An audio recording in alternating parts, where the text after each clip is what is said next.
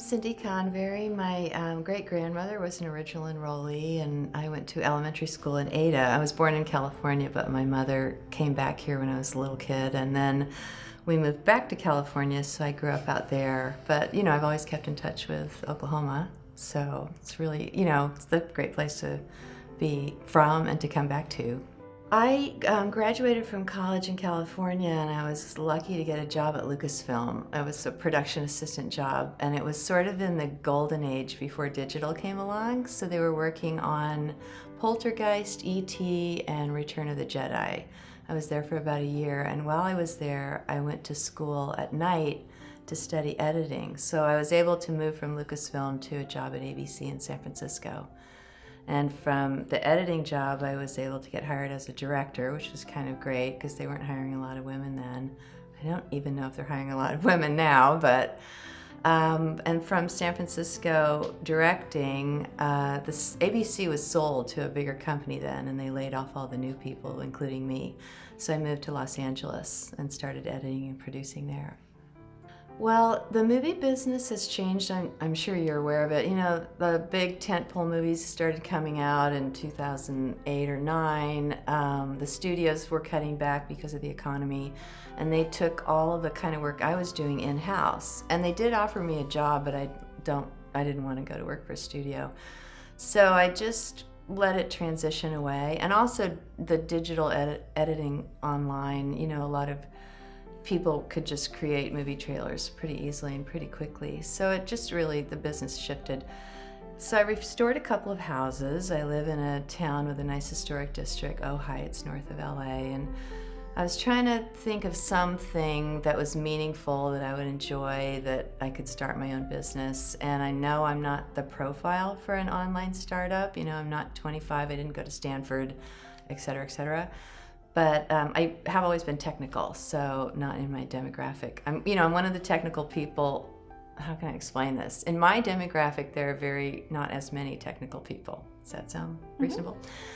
So in the meantime, I had a property that I put on Airbnb, and I learned a lot about how that worked. I saw that there were a lot of women on Airbnb renting out and renting spaces because women don't earn as much money as men, so they were, making the gap between getting to the end of the month.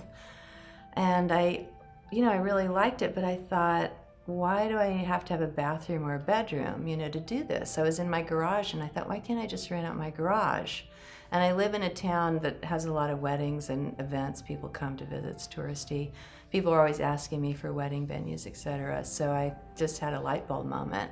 And I thought, why can't I create an Airbnb but for any kind of space? And I thought maybe it would mostly be for storage, but I just had a filmmaker call me and rent my front yard for a film shoot. I've rented out attics in Brooklyn for storage. I've rented out wedding venues and yoga studios, and I've got a friend who's a snowboarder in Crested Butte, and he wants to find some place under somebody's bed to store his snowboard when he's not working there. So that's like a raw space. It's anything. So long answer to a short question. That's how I did it. So I started the website, and I outsourced building it to India because I have a really limited budget. I'm financing it myself. And a big website like that, I learned after I thought of it, was like $150,000 to build, so that wasn't going to happen. So I outsourced it to India, and I got the website built for about $4,000, and I learned a lot. So that was really fantastic. And as I was building it, I got kind of inducted into an incubator in Berkeley, north of Silicon Valley. There's all that incubating. I don't know if you ever watched Silicon Valley on HBO. It's a series, but it's all about those developing startups and raising money. So they tracked me down online and said, join our incubator. Of course, I'm the only woman, and I'm the only, everybody's 25, and they're all from Stanford or somewhere. So that was kind of interesting. But what I learned was I'm good at sales, and all these guys were kind of young and flopping around, and it was kind of fun to see the difference. That's why I think this is the right place to launch that kind of business, because it sends the message out what it is. People understand it, and people here really understand it right away. When you're in maybe California, you have to talk a lot, and if it's not an algorithm or a biomedical product or something, if it's just something really straightforward and simple and this is how it works, they want to make it, I don't know why, I'm from there, I can say that. They want to make it more complicated. So I thought, launching out of Oklahoma and growing it here creates the core value of what the company is, which is this is for regular people. You can earn 50 or 200 or whatever couple dollars a month to help, or you can rent out your unused space and find really good value. So that core value, as the company grows to Kansas and Arkansas, and I have friends in Wisconsin, sort of through the middle and then out to the coast, I think it keeps the core value really strong.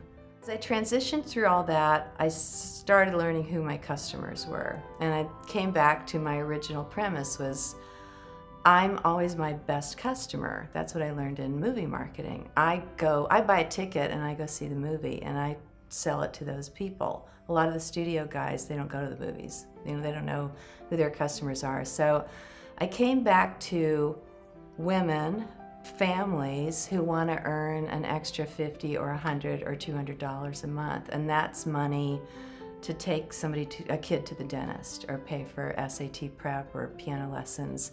And that's what made the company meaningful to me in the first place, was to provide more of a service, not just I don't want to build a website and rent out real estate. I want to create a company that's going to share some wealth to people who really need to bridge that gap.